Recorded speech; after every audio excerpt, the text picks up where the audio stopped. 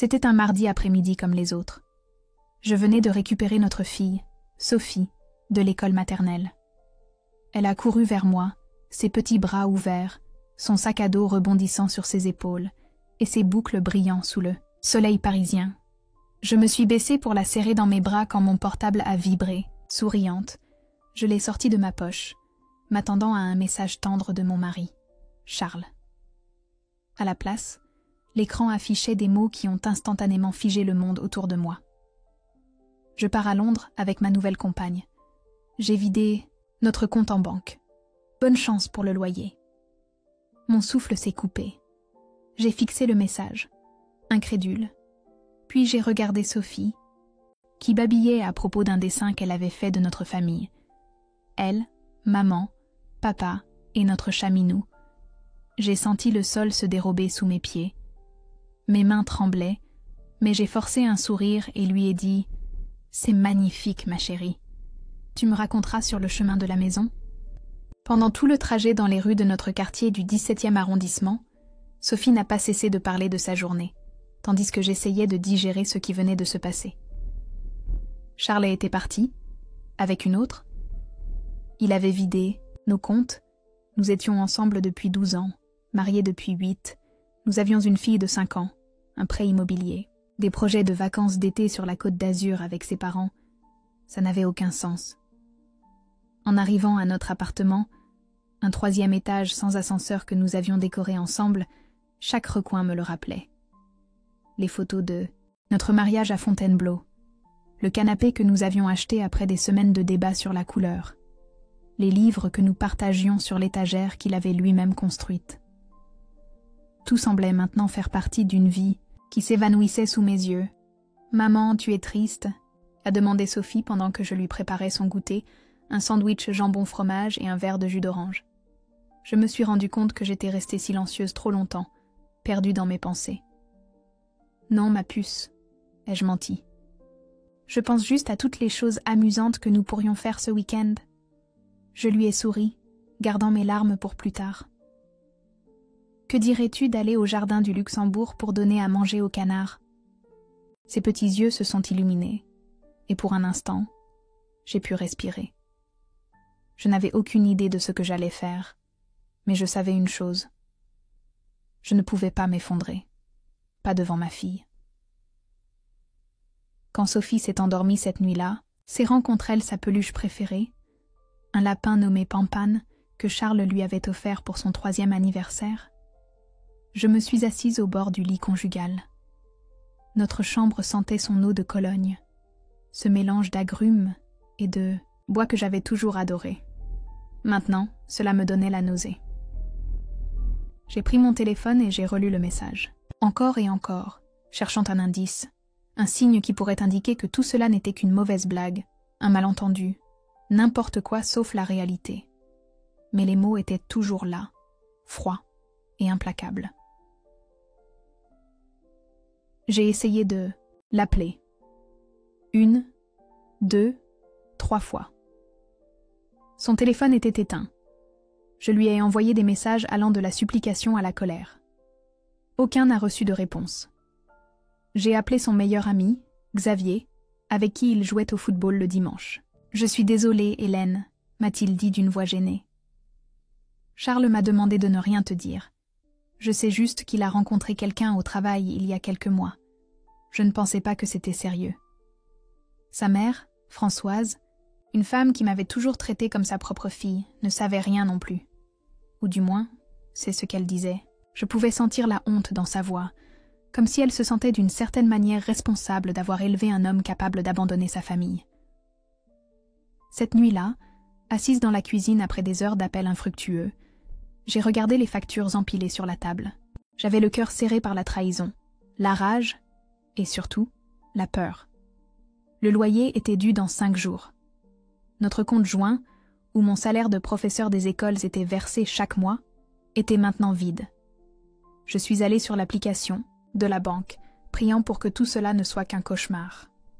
Mais non, il avait retiré jusqu'au dernier centime. Des mois d'économie, disparus. Je me suis sentie stupide. Comment n'avais-je rien vu venir? Nous étions distants dernièrement, oui, mais je pensais que c'était juste le stress. Le travail, la parentalité, le crédit immobilier. Pas ça, pas une trahison. J'ai pleuré en silence, me mordant la main pour ne pas réveiller Sophie. Puis, quelque chose en moi s'est brisé. Je n'allais pas le laisser me détruire. Je n'allais pas permettre à ma fille de me voir m'effondrer. J'étais plus forte que ça. Il le fallait. J'ai séché mes larmes et j'ai fait une liste dans le carnet où je notais habituellement les courses de la semaine. Premièrement, parler à la banque. Deuxièmement, appeler une avocate. Troisièmement, faire un plan. Je n'avais pas d'argent, mais j'avais mon travail. Mon cerveau est quelque chose sur lequel il n'avait pas compté. Ma résilience. Il était peut-être parti, mais il m'avait sous-estimé, et c'était sa plus grande erreur. Cette nuit-là, j'ai à peine dormi. Je tournais en rond dans ce lit qui semblait soudain trop grand, trop vide. L'horloge numérique indiquait 3h17 quand je me suis finalement levée pour aller dans la cuisine. Je me suis préparé une tisane de tilleul, espérant calmer mes nerfs, même si je savais que tout le tilleul du monde ne pourrait soulager le poids que je sentais sur ma poitrine. Je me suis assise à la petite table de la cuisine, la même où Charles et moi avions partagé tant de petits déjeuners, tant de conversations, sur nos rêves, sur l'avenir. Maintenant, ces souvenirs semblaient appartenir à une autre vie, à une autre femme. La faible lumière du lampadaire qui entrait par la fenêtre éclairait les factures éparpillées sur la table. Le reçu de l'école privée de Sophie, le crédit immobilier, l'eau, l'électricité, le téléphone, des chiffres et encore des chiffres qui s'accumulaient comme une montagne insurmontable. Avec mon salaire d'enseignante, j'avais du mal à joindre les deux bouts quand nous avions 2 revenus. Maintenant, avec un seul et sans économie, la situation était désolante. Comment allais-je expliquer à Sophie que nous ne pourrions pas aller sur la Côte d'Azur cet été? Que nous devrions peut-être déménager dans un appartement plus petit, loin de ses amis du parc? Que son papa... Non, même moi, je ne savais pas quoi lui dire à propos de Charles.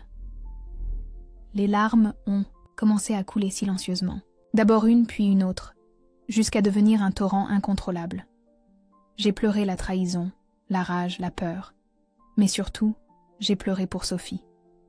Pour cette petite fille qui adorait son père et qui devrait maintenant grandir sans lui. Entre 2 sanglots, je me suis souvenue du jour où nous nous sommes rencontrés, à l'université, en master pour devenir enseignant. Charles préparait le concours pour être professeur de PS et moi celui de professeur des écoles. Nous nous sommes retrouvés dans un cours commun et l'alchimie a été immédiate. Nous sommes sortis ensemble pendant toutes nos études et nous nous sommes mariés 1 an après avoir obtenu nos diplômes. Nous avons trouvé du travail dans la même école, lui comme professeur de sport et moi en CE2. Cela semblait être un conte de fées parfait. Quand Sophie est née, Charles était si ému. Je me souviens comment il la tenait, avec tant de soin, comme si elle était en cristal. « Elle est parfaite, Hélène », m'avait-il dit, les larmes aux yeux. « Merci de faire de moi l'homme le plus heureux du monde. » À quel moment tout avait-il changé?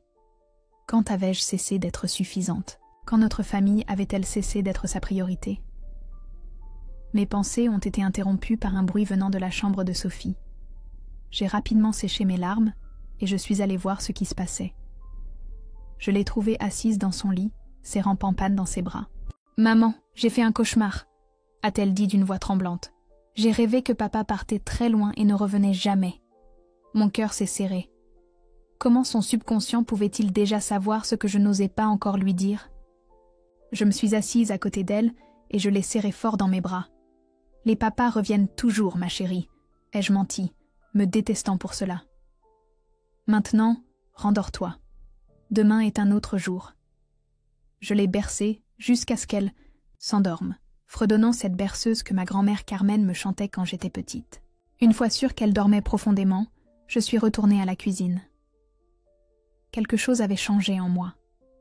La douleur était toujours là, aussi intense qu'avant, mais il y avait maintenant autre chose, de la détermination. Une flamme, qui grandissait dans ma poitrine, alimentée par l'amour pour ma fille, et par l'indignation face à ce que Charles nous avait fait.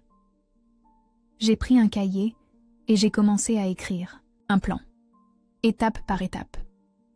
Si Charles pensait que j'allais rester à pleurer dans un coin, attendant qu'il daigne répondre à mes appels, il se trompait lourdement. Je n'étais pas cette femme. Je ne l'avais jamais été. D'abord, j'appellerais la banque dès l'ouverture. Je devais savoir exactement ce qu'il nous avait laissé, s'il avait laissé quelque chose. Ensuite, je contacterais Martine, mon amie de l'université qui était maintenant avocate. J'avais besoin de conseils juridiques urgents. Je devrais aussi parler à la directrice de l'école. Je ne pouvais pas continuer à travailler au même endroit que Charles, le voyant tous les jours, même si je doutais qu'il ait la décence de revenir enseigner après ce qu'il avait fait. Et, enfin, je devrais parler à mes parents. La seule idée me nouait l'estomac. Mon père avait toujours été très critique envers Charles. « Je ne me fie pas à ce garçon », disait-il souvent. « Il a le regard fuyant. » Je ne l'avais jamais écouté. Maintenant, je devrais lui donner raison, et cela me faisait presque aussi mal que la trahison de Charles. En écrivant, j'ai senti que je reprenais un peu de contrôle sur ma vie. Je n'étais plus seulement une victime, j'agissais. Et à chaque point que j'ajoutais à ma liste, le sentiment d'impuissance diminuait un peu plus.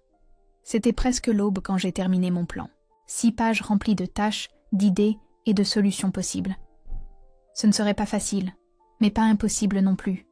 Sophie et moi nous en sortirions, avec ou sans Charles. Je me suis préparé une autre tisane, à la camomille cette fois, et je me suis approchée de la fenêtre. Le ciel commençait à s'éclaircir, et les premières lueurs du jour illuminaient les rues du quartier. Paris se réveillait peu à peu, indifférente à mon drame personnel. La vie continuait, implacable. J'ai pensé à toutes les femmes qui étaient passées par là avant moi, des femmes qui, du jour au lendemain, étaient redevenues chefs de famille, mères et pères à la fois. Des femmes fortes qui avaient reconstruit leur vie à partir de zéro. Si elles avaient pu le faire, je le pouvais aussi. Je me suis douchée, habillée, et j'ai préparé le petit déjeuner pour Sophie. En coupant ses tartines en forme d'étoile, comme elle les aimait, j'ai pris une décision. Je ne lui dirai pas toute la vérité, du moins pas tout de suite. Je lui dirai que papa avait dû partir en voyage pour le travail. C'était un mensonge pieux qui me donnerait le temps d'organiser nos vies avant d'affronter la conversation douloureuse que nous devrions inévitablement avoir. Quand Sophie s'est réveillée, je l'ai accueillie avec un sourire qui n'atteignait pas mes yeux mais qu'elle, dans son innocence, n'a pas remarqué. Nous avons déjeuné ensemble, parlant de sa journée à l'école, de ses amis, de l'excursion qu'ils feraient la semaine suivante aux eaux de Vincennes. « Et papa, pourquoi il ne déjeune pas avec nous ?» a-t-elle demandé en étalant de la confiture, sur sa tartine. J'ai pris une profonde inspiration avant de répondre. « Papa a dû partir en voyage pour le travail, ma chérie. Il sera absent quelques jours. » « Et pourquoi il ne m'a pas dit au revoir ?» a-t-elle insisté avec cette logique implacable propre aux enfants. « Parce qu'il a dû partir très tôt et il n'a pas voulu te réveiller, » ai-je répondu, sentant chaque mensonge me peser sur l'âme. « Mais il m'a demandé de te faire plein. » De gros bisous de sa part. Sophie a semblé se contenter de cette explication et a continué à manger son petit déjeuner. Moi, en revanche, j'avais l'impression que chaque bouchée avait un goût de cendre. Mais je me suis forcée à manger. J'avais besoin de force pour ce qui allait suivre. Pour la visite à la banque, pour la conversation avec Martine, pour affronter un avenir qui était soudainement devenu incertain et terrifiant. « Je t'aime, maman », a dit Sophie soudainement, comme si elle sentait mon angoisse et voulait me consoler. « Moi aussi je t'aime, ma puce », ai-je répondu, sentant les larmes menacées de couler à nouveau, plus que tout au monde. Et à ce moment-là, en regardant dans les yeux de ma fille, j'ai su que je ferais n'importe quoi pour la protéger, pour lui donner la vie qu'elle méritait, pour être la mère forte dont elle avait besoin. Charles nous avait peut-être abandonnés, mais moi, je ne le ferais jamais. Ensemble, nous surmonterions cela, pas à pas, jour après jour. Le lendemain matin, Après avoir déposé Sophie à l'école, je me suis rendue directement à la banque. C'était une petite agence sur l'avenue de Clichy, avec à peine 3 employés et un directeur. J'ai attendu mon tour, assise sur une chaise en plastique, observant les gens qui entraient et sortaient. Des couples de personnes âgées venant toucher leur retraite, des jeunes sollicitant leur premier prêt immobilier, des mères avec des enfants ouvrant un compte d'épargne pour les futures études de leurs enfants. Des vies normales, ordonnées, tout le contraire de la mienne, qui était devenue un chaos en quelques heures. Quand on m'a enfin appelée, j'ai été reçue par Sylvie, une femme d'une 50aine d'années aux cheveux acajou et au sourire aimable.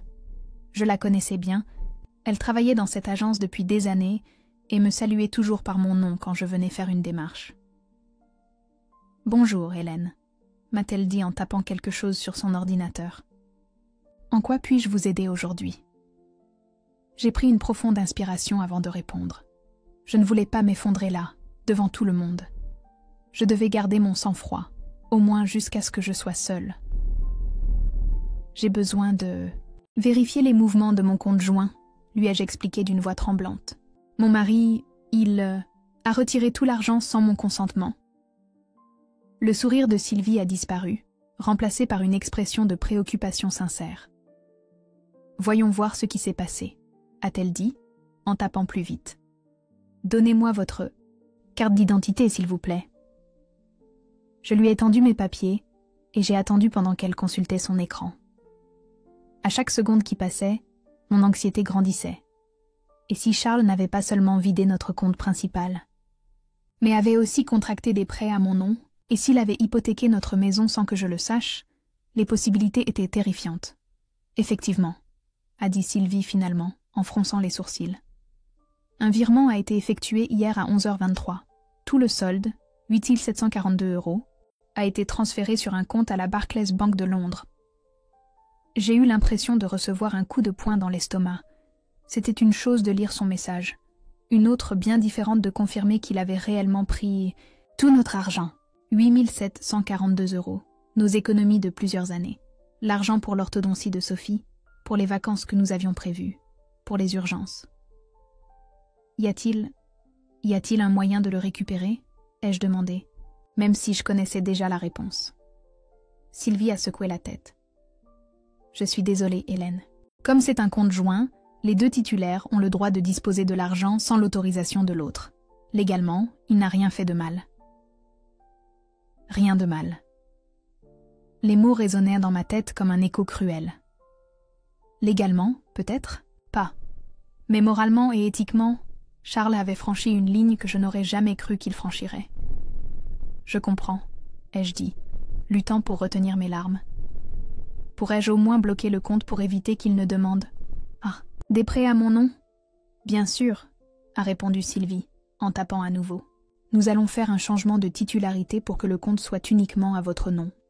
Nous pouvons aussi vérifier s'il y a des prêts ou des cartes de crédit associées à votre nom. » Pendant que Sylvie effectuait les démarches, mon esprit travaillait à toute vitesse. Le loyer était dû dans 4 jours. J'avais besoin de 950 € rien que pour ça. Ensuite, il y avait les factures, la nourriture, l'école de Sophie. Je n'avais aucune idée de comment j'allais faire face à toutes ces dépenses avec mon salaire de professeur, que je ne toucherais pas avant la fin du mois. Hélène, la voix de Sylvie a interrompu mes calculs désespérés. Il y a quelque chose d'étrange ici. Mon cœur a fait un bond. Qu'est-ce que Charles avait pu faire d'autre ? Votre mari a transféré l'argent du compte joint, mais il n'a pas touché au compte d'épargne secondaire, a-t-elle expliqué, en tournant l'écran pour me montrer. J'ai froncé les sourcils, confuse. Quel compte d'épargne secondaire ? Sylvie m'a regardée, surprise. Le compte que vous avez ouvert il y a des années, uniquement à votre nom. À l'origine, c'était pour les études universitaires de Sophie, si je me souviens bien. Soudain, un vague souvenir a refait surface dans mon esprit. Peu après la naissance de Sophie, ma grand-mère Carmen m'avait donné 2000 € pour l'avenir de la petite, m'avait-elle dit. Pour quand elle ira à l'université. J'avais ouvert un compte spécial et y avais déposé l'argent, avec l'intention d'en ajouter d'autres au fil du temps. Mais avec le train-train quotidien, Les dépenses continues et la commodité d'utiliser notre compte joint, j'avais complètement oublié ce compte. Combien y a-t-il sur ce compte ? Ai-je demandé, osant à peine espérer. Sylvie a consulté l'écran. Avec les intérêts accumulés pendant ces années et quelques petits virements automatiques que vous aviez configurés, 3 165 €. J'ai failli tomber de ma chaise. 3 865 €.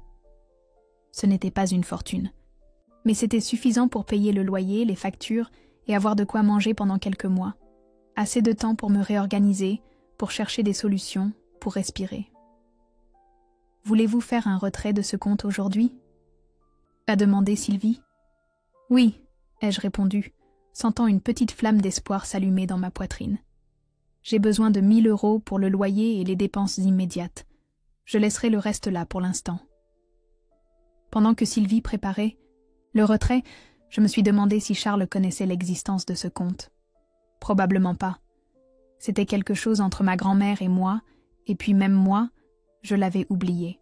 Un petit miracle, une bouée de sauvetage inattendue au milieu de la tempête. « Voici », a dit Sylvie, en me tendant les billets et un reçu. « Et Hélène, si vous avez besoin de quoi que ce soit, n'hésitez pas à venir me voir. Je connais quelques personnes dans les services sociaux qui pourraient vous aider avec des conseils juridiques gratuits. » Je l'ai remercié avec un sourire sincère, le premier que j'esquissais depuis des jours. Je suis sortie de la banque en ressentant quelque chose que je n'avais pas ressenti depuis que j'avais reçu le message de Charles. Le contrôle. Un petit contrôle sur ma situation, sur mon avenir. Mon prochain arrêt était le cabinet d'avocat de Martine, dans le 8e arrondissement. En me dirigeant vers la station de métro, je me suis souvenu de notre rencontre à la fac. Elle étudiait le droit, et moi, le professorat des écoles.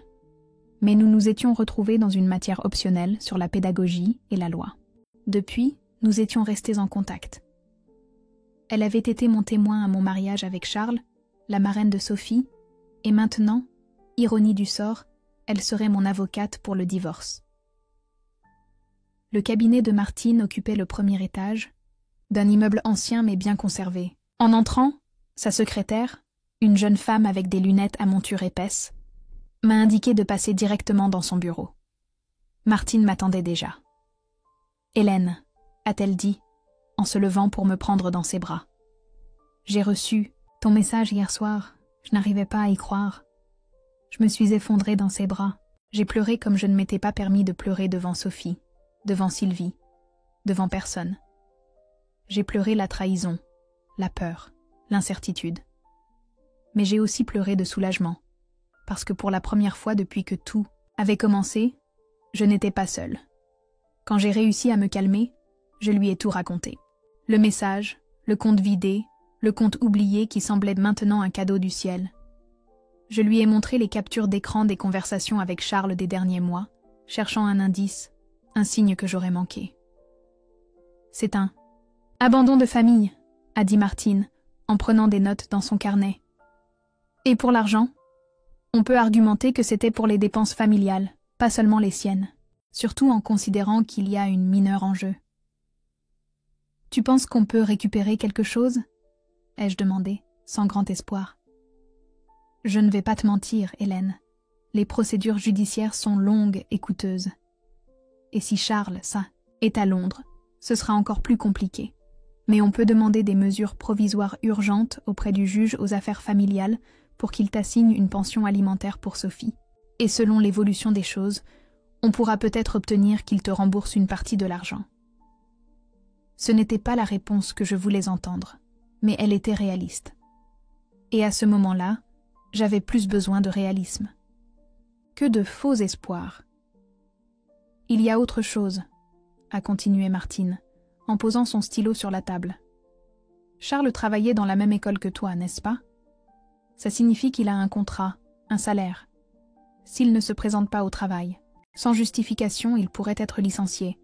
Et si ça arrive, il aurait droit à une indemnité, que nous pourrions réclamer comme faisant partie des biens communs, ai-je complété, commençant à comprendre son raisonnement. « Exactement », a souri Martine. « On ne va pas le laisser s'en tirer comme ça, Hélène. Je te le promets. » Suis sortie du bureau de Martine avec un plan d'action et, pour la première fois depuis des jours, avec le sentiment que peut-être, juste peut-être, je pourrais surmonter ça. Ce ne serait pas facile. Rien ne le serait à partir de maintenant. Mais j'avais des ressources que Charles n'avait pas envisagées. Un compte secret qu'il ne connaissait pas, une amie avocate prête à se battre pour moi, et quelque chose de plus important que n'importe quelle somme d'argent, la détermination d'une mère qui ferait tout ce qui était nécessaire pour sa fille.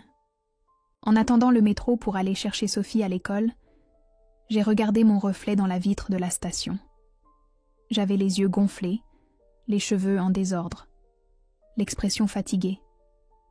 Mais il y avait aussi quelque chose de nouveau dans mon regard, quelque chose qui n'était pas là avant, une étincelle de force, de pouvoir. Charles avait essayé de me détruire, mais au lieu de ça, il m'obligeait à découvrir une version de moi-même que je ne savais pas exister. Une version qui n'abandonnait pas, qui ne se résignait pas, qui se battait. Et cette version de moi était exactement celle dont Sophie avait besoin maintenant. Avec un peu de stabilité retrouvée grâce au compte oublié, j'ai commencé à m'organiser. La première chose était de parler à la directrice de l'école, Madame Lefebvre, une femme d'une 60aine d'années qui dirigeait l'établissement depuis avant ma naissance. Je n'avais aucune envie d'avoir cette conversation, mais elle était nécessaire. Je l'ai trouvée dans son bureau, révisant des documents avec ses lunettes en demi-lune.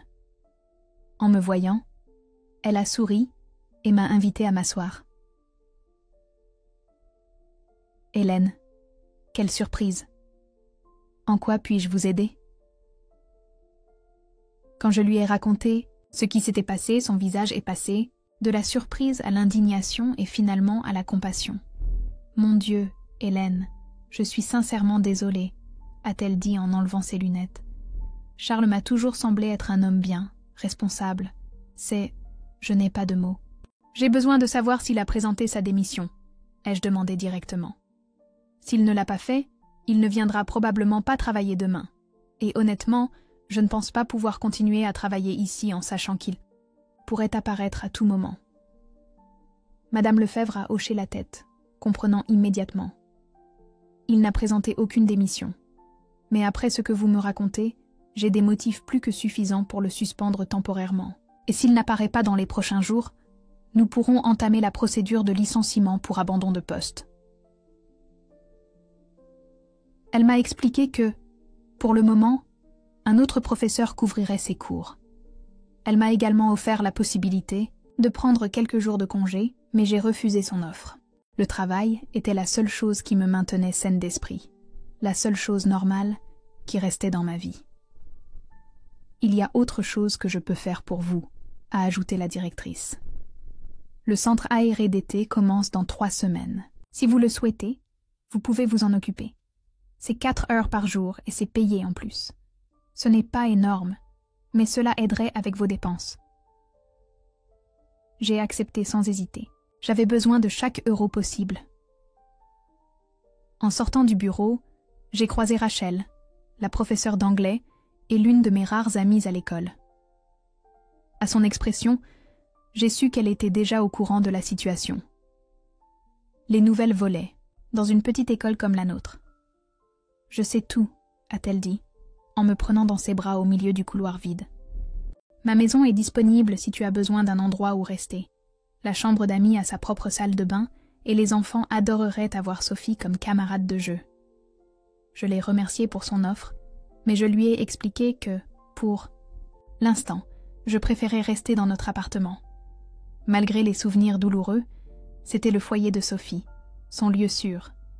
La dernière chose dont ma fille avait besoin était un autre changement drastique dans sa vie. Les jours suivants se sont écoulés dans un tourbillon d'activités. Le matin, je donnais mes cours, essayant de maintenir une normalité face à mes élèves. L'après-midi, après avoir récupéré Sophie, je me plongeais dans la paperasse.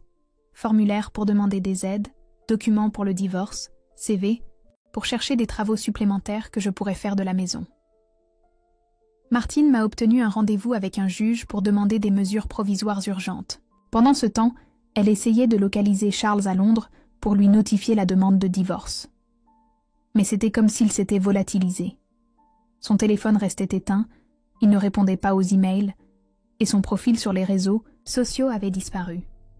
Un soir, pendant que Sophie dormait, j'ai trouvé une boîte avec de vieilles photos dans le placard. Des photos de notre mariage, de notre voyage de noces en Martinique, du jour de la naissance de Sophie. Charles souriait sur toutes, avec ce sourire qui m'avait fait tomber amoureuse il y a tant d'années. Tout cela avait-il été un mensonge? Ou quelque chose avait-il changé en lui, quelque chose que je n'avais pas su voir? J'ai rangé les photos au fond du placard. Ce n'était pas le moment de me perdre dans les souvenirs. Je devais regarder vers l'avant. Le compte d'épargne oublié nous a donné un répit, mais je savais que ça ne durerait pas éternellement. Je devais augmenter mes revenus. Je me suis souvenu qu'avant de connaître Charles, quand j'étais encore à l'université, j'avais travaillé comme graphiste freelance. Je n'étais pas une experte, mais je savais utiliser les logiciels de base, et j'avais un bon œil pour la composition. Le soir même, j'ai mis à jour mon ancien profil sur une plateforme de freelance. J'ai également contacté d'anciens clients, leur offrant mes services à des prix réduits pour me relancer sur le marché. À ma surprise, plusieurs ont répondu positivement. Ma première commande a été la conception d'un logo pour un petit café qui ouvrait dans le Marais. La propriétaire, Lucie, était l'amie d'un de mes anciens clients. Elle m'a payé 150 €, une somme modeste mais qui, dans ma situation actuelle, semblait une fortune. Plus important encore fut le sentiment d'accomplissement, d'indépendance, de savoir que je pouvais générer des revenus par moi-même. Bientôt, d'autres travaux ont commencé à arriver, des affiches pour des événements locaux, des cartes, de visites, de petits designs pour des sites web. Je travaillais la nuit, quand Sophie était déjà endormie, parfois jusqu'à l'aube.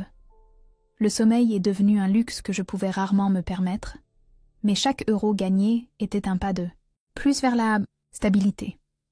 J'ai aussi commencé à réduire les dépenses. J'ai annulé des abonnements inutiles, acheté des marques de distributeurs au supermarché, appris à réparer les vêtements au lieu d'en acheter de nouveaux. De petites économies qui, additionnées, faisaient la différence. Sophie remarquait les changements, bien sûr. C'était une enfant observatrice. Elle remarquait que nous n'allions plus au cinéma le dimanche, que les bonbons étaient maintenant une récompense spéciale et non quelque chose d'habituel, que sa mère était fatiguée et pleurait parfois quand elle croyait que personne ne la voyait.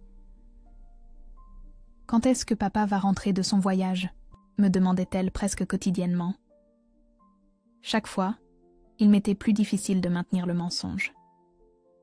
Un après-midi, alors que nous colorions ensemble sur la table du salon, elle m'a posé la question que je redoutais le plus. « Maman, est-ce que papa est parti parce qu'il ne nous aime plus ?» Mon cœur s'est brisé en 1000 morceaux. Comment expliquer à une enfant de 5 ans que son père avait choisi de l'abandonner? Comment la protéger de cette douleur? « Non, ma chérie, » lui ai-je dit, en choisissant mes mots avec soin. Parfois, les adultes ont des problèmes qui n'ont rien à voir avec l'amour. Papa doit régler certaines choses, et c'est pour ça qu'il est loin. Mais tu n'as rien fait de mal, et je serai toujours là avec toi.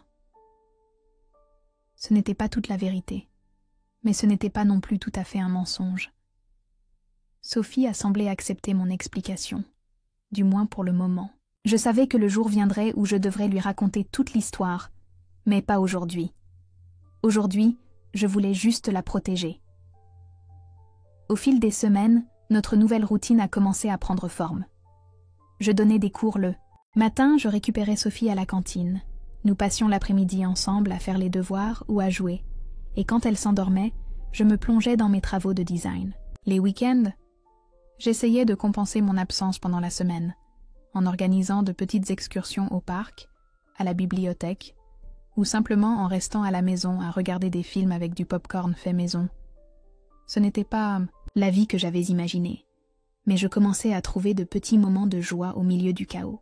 Le rire de Sophie quand nous jouions à cache-cache, la fierté que je ressentais quand un client louait mon travail, la solidarité des amis et des collègues qui nous soutenaient de 1000 manières différentes. Un soir, alors que je terminais un design pour un site web, j'ai reçu un email d'un client potentiel. C'était une petite maison d'édition respectée, spécialisée dans les livres pour enfants. Il cherchait un illustrateur pour une nouvelle collection de contes. Le travail était considérable et la rémunération bien meilleure que ce que j'avais gagné jusqu'alors. J'ai joint mon portfolio et j'ai répondu immédiatement, sans grand espoir. Il y avait de nombreux illustrateurs avec plus d'expérience et une meilleure formation que moi. À ma grande surprise, ils m'ont répondu le lendemain, fixant un entretien pour la semaine suivante. Cette nuit-là, pour la première fois depuis longtemps, je suis allée me coucher avec un sentiment que j'avais oublié, l'espoir. Tout n'était pas perdu. Petit à petit, pas à pas, je reconstruisais notre vie sur les cendres. 2 semaines après la disparition de Charles, j'ai reçu un appel de Martine. Il était tôt. Je venais de déposer Sophie à l'école et je préparais mon cours de la journée. « Hélène, assieds-toi », m'a-t-elle dit d'un ton qui mêlait sérieux et quelque chose qui ressemblait étrangement à un amusement contenu. « J'ai des nouvelles de Charles. » Je me suis assise sur le bord du lit, me préparant au pire. Avait-il officialisé sa relation avec l'autre femme? Demandait-il la garde partagée de Sophie? Avait-il dépensé tout notre argent? Ils l'ont localisé. À Londres, mais il ne peut pas accéder au fonds, a dit Martine avec un rire qu'elle n'a pas pu retenir. Apparemment, il a oublié que la majeure partie de l'argent qu'il a transféré provenait à l'origine de ton salaire. Le compte a été bloqué pour activités suspectes et fraude. Je suis restée silencieuse, digérant l'information. Charles avait tenté de disparaître avec notre argent, mais maintenant il était piégé, incapable de louer un appartement, de payer son hôtel, ou même d'acheter un repas sans devoir emprunter. Et sa nouvelle compagne?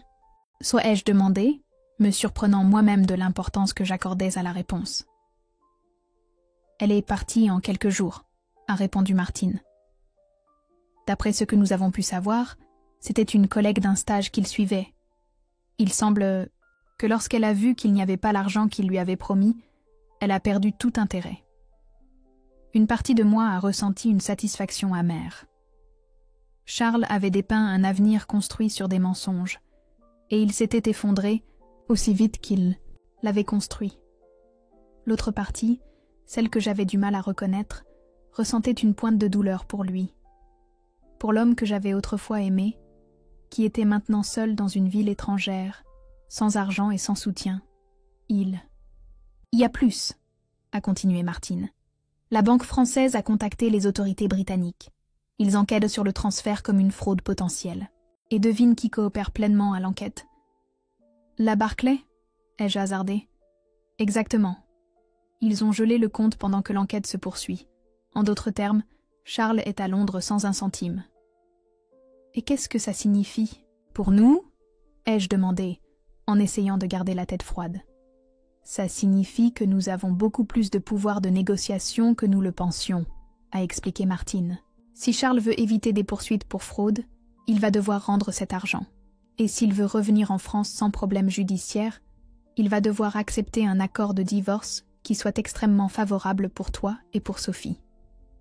Pour la première fois depuis des semaines, j'ai senti que la balance penchait en notre faveur. Ce n'était pas la vengeance que je cherchais, juste la justice, juste la sécurité de savoir que Sophie et moi serions bien. Il y a autre chose. Que tu devrais savoir, a ajouté Martine sur un ton plus sérieux. Charles a tenté de contacter ses parents pour leur demander de l'argent, mais ils ont refusé. Son père est furieux. Il dit qu'il ne reconnaît pas l'homme que son fils est devenu.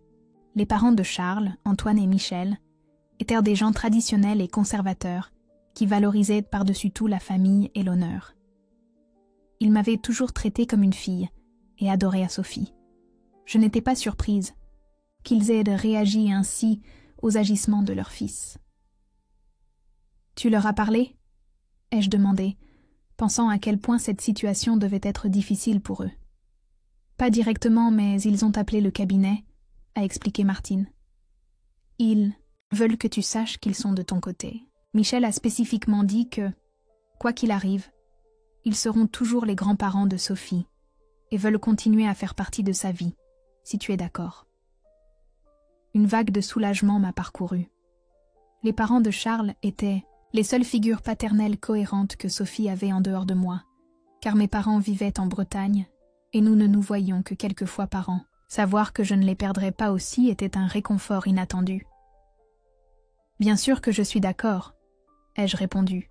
« Ils ne sont pas coupables de ce que Charles a fait. » Les jours suivants se sont écoulés dans une sorte de limbe. Je savais que Charles était coincé à Londres, sans argent et sans option, mais il n'avait pas essayé de me contacter directement. Une partie de moi attendait... je ne sais pas quoi exactement. Des excuses? Une explication? Ou simplement la satisfaction de le rejeter s'il essayait de revenir?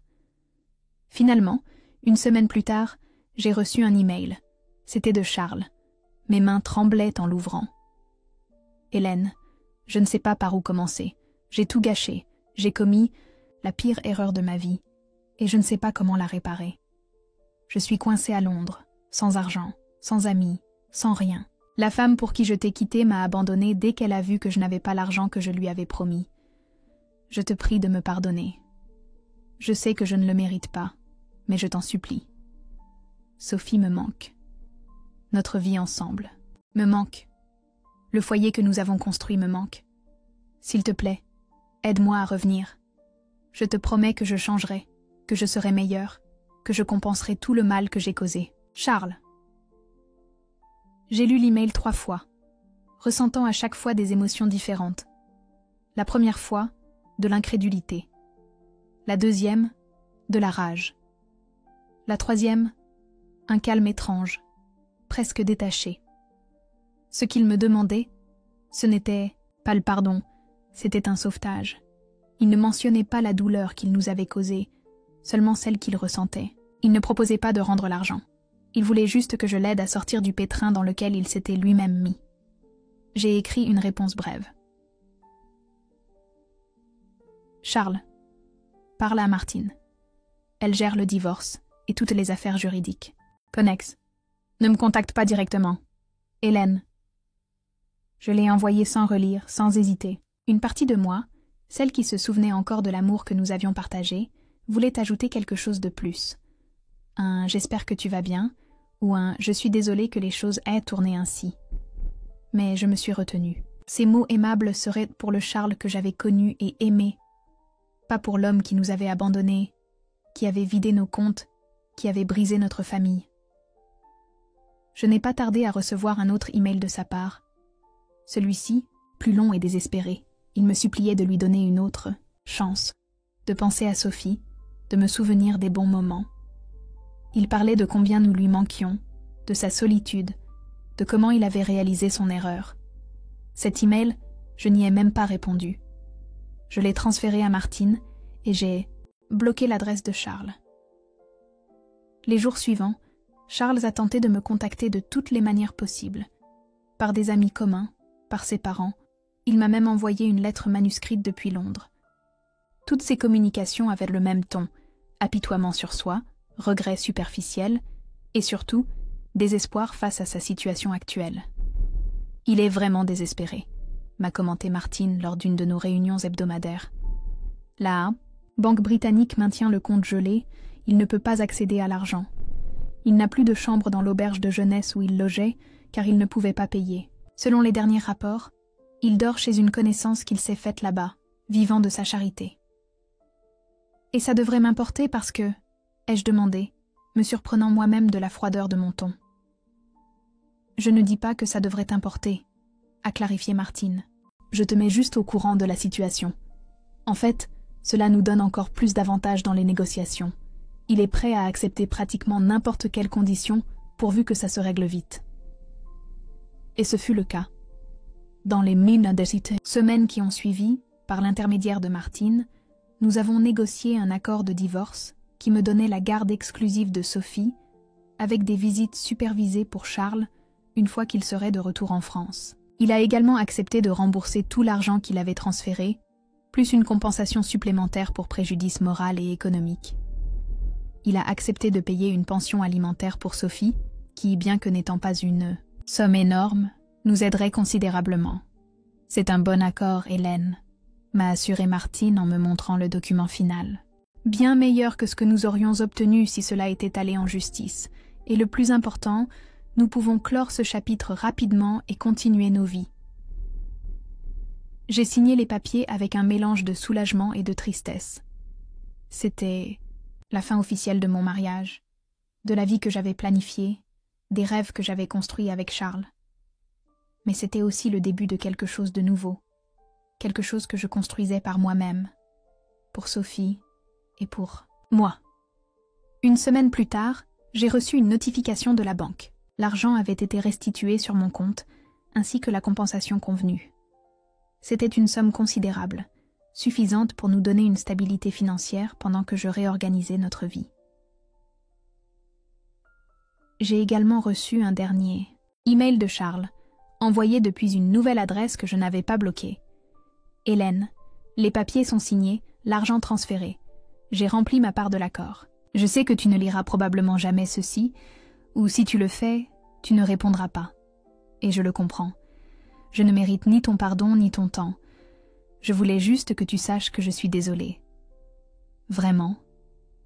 Je n'attends pas que tu me croies, et je ne demande pas une autre chance. Je voulais juste le dire une dernière fois. Dis à Sophie que je l'aime. Je sais que je n'ai pas le droit de te demander quoi que ce soit, mais si tu pouvais lui dire ça, je t'en serais reconnaissant. Charles. Cette fois, je n'ai ressenti ni rage ni douleur en lisant ces mots. Juste une immense lassitude et une sorte de paix mélancolique. J'ai fermé l'email sans répondre et je l'ai archivé dans un dossier que j'ai créé spécialement pour cela, intitulé « Passé ». Parce que c'est ce qu'était Charles maintenant, une partie d'un passé que j'apprenais à laisser derrière moi. Les mois ont passé. L'été est arrivé, et avec lui, des changements importants dans nos vies. Avec l'argent que Charles avait rendu plus la compensation, j'ai pu régler quelques dettes et avoir un petit matelas de sécurité. Ce n'était pas une fortune, mais cela nous donnait une marge pour respirer et nous réorganiser. La première chose que j'ai faite a été de chercher un nouvel appartement. Notre appartement dans le 17e, bien que rempli de beaux souvenirs avec Sophie, était aussi imprégné de la présence de Charles. Chaque coin me le rappelait. Le canapé où nous regardions des films le dimanche, la cuisine où nous préparions le poulet rôti le samedi, la chambre que nous avions partagée pendant des années. Nous avions besoin d'un nouveau départ, d'un espace rien qu'à nous. J'ai trouvé un appartement plus petit, mais lumineux dans le quartier latin, près de l'école de Sophie et pas très loin de mon travail. C'était un 2e étage avec ascenseur, avec 2 chambres, un salon accueillant et un petit balcon donnant sur une place arborée. Le loyer était plus abordable et le contrat incluait une option d'achat que je pourrais envisager à l'avenir, lorsque notre situation serait plus stable. « Il te plaît, ma chérie ?» ai-je demandé à Sophie quand nous avons visité l'appartement pour la première fois. Ce serait notre nouvelle maison. Sophie a parcouru les pièces avec une expression sérieuse. Ce visage de concentration qu'elle prenait lorsqu'elle évaluait quelque chose d'important. Elle s'est arrêtée dans ce qui serait sa chambre, plus petite que celle qu'elle avait dans notre ancien appartement, mais avec une grande fenêtre qui laissait entrer beaucoup de lumière. « Je pourrais peindre les murs en lilas ?» a-t-elle demandé, se référant à sa couleur préférée du moment. « Bien sûr, l'ai-je assuré. On pourra la décorer comme tu veux. » Son visage s'est illuminé d'un sourire. « Alors j'aime bien, » a-t-elle déclaré, scellant ainsi notre décision. Le déménagement a été un processus aigre-doux. Chaque objet que j'emballais était chargé de souvenirs, certains heureux, d'autres douloureux. J'ai décidé de laisser beaucoup de choses derrière moi. Les meubles que nous avions achetés ensemble, la vaisselle qu'on nous avait offerte à notre mariage, les rideaux que nous avions eu tant de mal à choisir. Je n'ai conservé que l'essentiel et ce qui avait une valeur sentimentale pour Sophie ou pour moi. Les parents de Charles, Antoine et Michel nous ont aidés pour le déménagement. Malgré la situation avec leur fils, ils avaient tenu leur promesse de continuer à faire partie de nos vies. Ils venaient à Paris une fois par mois pour passer le week-end avec Sophie, l'emmenaient au parc d'attractions, au zoo, manger des glaces. Ils ne mentionnaient jamais Charles devant elle, respectant ma décision de lui expliquer les choses progressivement à mesure qu'elle serait capable de les comprendre. Cet appartement est très lumineux, a commenté Michel en m'aidant à ranger les assiettes dans les placards de la cuisine. Ça vous fera du bien à toutes les deux. Il y avait un sous-entendu dans ces mots qui n'est pas passé inaperçu. La lumière après l'obscurité, un nouveau départ, la promesse de jours meilleurs. Merci Michel, ai-je répondu, en lui serrant doucement la main. Pour tout. Elle a hoché la tête, comprenant tout ce que je ne disais pas. Pour être là pour Sophie. Pour ne pas prendre parti. Pour rendre ce processus un peu moins douloureux. Les premiers jours dans le nouvel appartement ont été étranges. Les bruits étaient différents, les routines ont dû être ajustées, les espaces étaient nouveaux. Mais peu à peu, nous avons commencé à nous sentir chez nous. Nous avons peint la chambre de Sophie en lilas, comme je le lui avais promis. Nous avons acheté des meubles d'occasion que nous avons restaurés ensemble les week-ends. Nous avons accroché au mur des dessins que Sophie faisait à l'école et quelques nouvelles photos que nous avions prises, juste nous deux, au jardin, du Luxembourg, sur la place de la Concorde, au Sacré-Cœur au coucher du soleil. Mon travail de graphiste freelance a commencé à porter des fruits inattendus. La maison d'édition pour enfants pour laquelle j'avais fait un essai a été ravie de mon travail et m'a offert un contrat pour illustrer une collection complète de contes. C'était un grand projet qui m'occuperait plusieurs mois, mais que je pouvais concilier avec mon travail de professeur. Et le meilleur de tout, je pouvais le faire de chez moi, pendant les heures où Sophie dormait. J'ai aussi commencé à donner des cours particuliers le samedi matin, pendant que Sophie était avec ses grands-parents. Ce n'était pas beaucoup, d'argent supplémentaire. Mais chaque petit peu comptait et me permettait de constituer un fonds d'urgence pour l'avenir. Notre routine s'est établie progressivement. Nous nous levions tôt, déjeunions ensemble en écoutant la radio, puis nous allions à l'école. Je donnais mes cours, récupérais Sophie à midi, nous mangions à la maison, ou parfois dans un petit restaurant du coin qui faisait des menus économiques. L'après-midi, Sophie faisait ses devoirs pendant que je préparais mes cours du lendemain, puis nous sortions nous promener, acheter le pain. Parfois nous allions au parc s'il faisait beau. Les soirées étaient mots pour nous.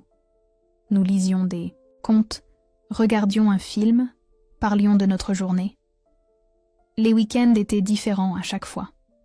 Parfois nous voyions des amis qui avaient des enfants de l'âge de Sophie. D'autres fois, nous visitions des musées gratuits ou des expositions dans des centres culturels. Quand le temps le permettait, nous allions à la campagne, dans la forêt de Fontainebleau, où Sophie pouvait courir librement et où je pouvais respirer de l'air pur, loin de l'agitation de la ville. Peu à peu, la blessure de la trahison de Charles a commencé à cicatriser. Elle n'a pas complètement disparu. De temps en temps, quelque chose la rouvrait. Une chanson qui passait à la radio, un endroit que nous avions visité ensemble, une expression de Sophie qui me rappelait lui. Mais la douleur aiguë initiale s'est transformée en quelque chose de plus gérable, de plus distant. Sophie, avec la résilience propre aux enfants, s'est adaptée étonnamment bien à notre nouvelle vie. Son père lui manquait, bien sûr. Parfois, elle me posait des questions sur lui. Pourquoi il ne venait pas la voir quand il rentrerait de son voyage? Je lui expliquais, avec des mots qu'elle pouvait comprendre, que papa et maman n'allaient plus vivre ensemble, que parfois les adultes prenaient des chemins différents, mais que nous l'aimions tous les deux plus que tout au monde. Charles, de son côté, a respecté l'accord de divorce sur le plan économique, mais sur le plan personnel. Ce fut une autre histoire. Les visites supervisées que nous avions convenues ne se sont jamais concrétisées. Il est retourné en France 3 mois après avoir signé les papiers, mais s'est installé à Lyon, pas à Paris. Il appelait Sophie de temps en temps, lui envoyait des cadeaux pour son anniversaire et à Noël, mais les promesses de visite étaient toujours reportées pour une raison ou une autre. Au début, Sophie était excitée chaque fois que son père appelait. Elle passait des heures à lui raconter ses aventures à l'école, ses nouveaux amis, sa chambre lilas. Mais avec le temps, leurs conversations sont devenues plus courtes, plus superficielles. Charles devenait une figure distante, presque mythique, plus qu'un père réel et présent. Cela me faisait mal de voir comment Sophie gérait cet abandon progressif. J'essayais de compenser en étant encore plus présente, en étant mère et père à la fois, en m'assurant qu'elle ne se sente jamais, seule ou mal aimée, Mais je savais qu'il y avait un vide que je ne pouvais pas combler. Une absence qu'elle devrait apprendre à accepter avec le temps. Un dimanche de printemps, presque 1 an après le départ de Charles, Sophie et moi étions au marché aux puces de Saint-Ouen. Nous adorions nous promener parmi les stands, découvrir des trésors cachés, marchander pour une babiole qui attirait notre attention. Ce jour-là, Sophie est tombée amoureuse d'un petit miroir à main, avec un cadre en argent, ciselé. « Regarde, maman, c'est comme celui des princesses dans les contes !» s'est-elle exclamée, ses yeux brillants d'excitation. Le vendeur, un homme âgé avec une barbe blanche et un air bonhomme, nous a souri. « Elle a bon goût, la petite », a-t-il commenté. « C'est une pièce ancienne, du début du siècle dernier. J'ai regardé le prix, 35 €. Ce n'était pas excessif pour une antiquité, mais ça n'entrait pas non plus dans notre budget pour les caprices. « C'est très joli, ma chérie, mais peut-être un autre jour », ai-je dit à Sophie, me préparant à sa déception. À ma surprise, Sophie n'a pas protesté ni fait de caprice. Au lieu de ça, elle m'a regardée avec détermination et a dit « Je peux l'acheter avec mon argent ?»« Ton argent ?» ai-je demandé, confuse. « Oui, celui que je garde dans ma tirelire », a-t-elle expliqué. J'ai économisé les pièces que les grands-parents et Tata Rachel me donnent. Je crois que j'ai assez. Je suis restée sans voix. Ma fille de 6 ans, économisant pour s'acheter quelque chose qu'elle désirait, comprenant la valeur de l'argent, la nécessité d'attendre, de se sacrifier pour ce que l'on veut. À ce moment-là, j'ai vu en elle une maturité qui m'a émue et m'a remplie de fierté à parts égales. « Bien sûr que oui », lui ai-je dit finalement. « Quand on rentrera à la maison, on comptera ton argent et si tu as assez, on reviendra la semaine prochaine pour l'acheter. » Le vendeur qui avait entendu notre conversation est intervenu. « Si vous me permettez, je crois que je peux faire un prix spécial pour cette demoiselle si responsable. Que dirais-tu de 20 €? » Les yeux de Sophie se sont illuminés. « Merci, monsieur, c'est sûr que j'ai assez. » Et ce fut le cas. Ce soir-là, Sophie a vidé sa tirelire en céramique en forme de cochon sur la table du salon. Nous avons compté les pièces ensemble, une par une. 23,45 €. Assez pour son miroir de princesse, avec un peu de rab. En la regardant admirer son nouveau trésor, le plaçant soigneusement sur sa table de chevet, j'ai réalisé quelque chose de fondamental. Nous allions bien. Pas parfaitement, pas sans cicatrices, mais bien. Nous avions construit une nouvelle vie, différente de celle que nous avions prévue, mais la nôtre. Une vie avec ses propres routines, avec ses petites joies quotidiennes, avec des défis que nous affrontions ensemble. Charles avait tenté de me briser, mais au lieu de ça, il m'avait forcé à découvrir une force que je ne savais pas que j'avais. Il avait tenté de détruire notre sécurité, mais il nous avait poussés à en construire une plus solide, basée non pas sur lui, mais sur nous-mêmes. Ce soir-là, j'ai couché Sophie comme toujours, avec un conte et un baiser de bonne nuit. Avant d'éteindre la lumière, elle m'a regardé avec ses yeux qui ressemblaient tant à ceux de son père, et pourtant si uniquement siens. « Maman », a-t-elle dit d'une voix somnolente, « on est heureuse, n'est-ce pas ?»« Oui, ma chérie », ai-je répondu, sentant les larmes poindre à mes yeux. Mais cette fois ce n'étaient pas des larmes de douleur, mais d'une étrange et profonde gratitude. On est très heureuse. Et nous l'étions, à notre manière, avec nos hauts et nos bas, avec nos incertitudes, mais heureuses, libres, sans peur, et avançant ensemble vers un avenir qui, bien qu'inconnu, nous appartenait entièrement.